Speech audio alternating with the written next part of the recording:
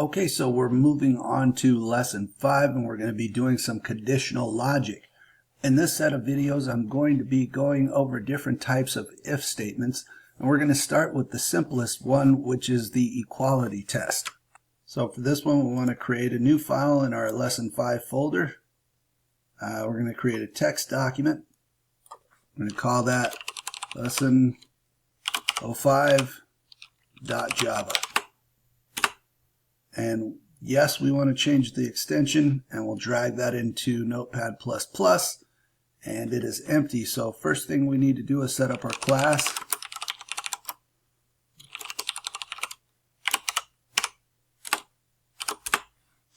And we'll do our main method.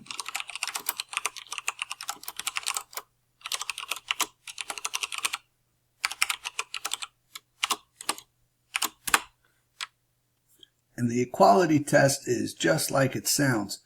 It checks to see if something is equal to something else. So let's start with a number. We'll say int num equals 5. And we'll set up an if statement if num equals 5.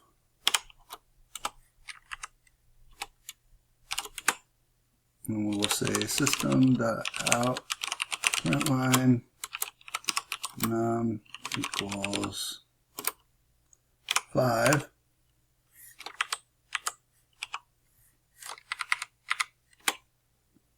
And if we run that, you can see we get num equals 5. However, if we put a 3 here,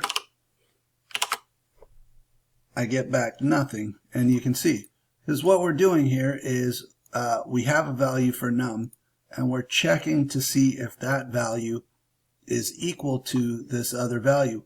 And if this statement returns true, so if the statement inside of these parentheses equals out to true, then we get the printed out num equals 5. But since it was false this time, or evaluated to false, then we didn't get anything, and we got no output down in the console.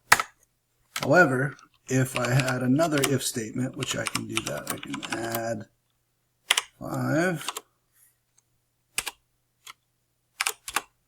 and then we can say out println equals 5. And we'll change this one to 3. And let's say I had a 3 there.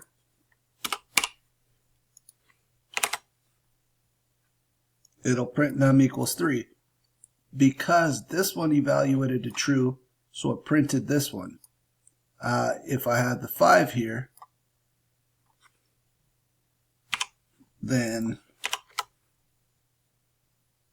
this one would evaluate to true, so this one prints.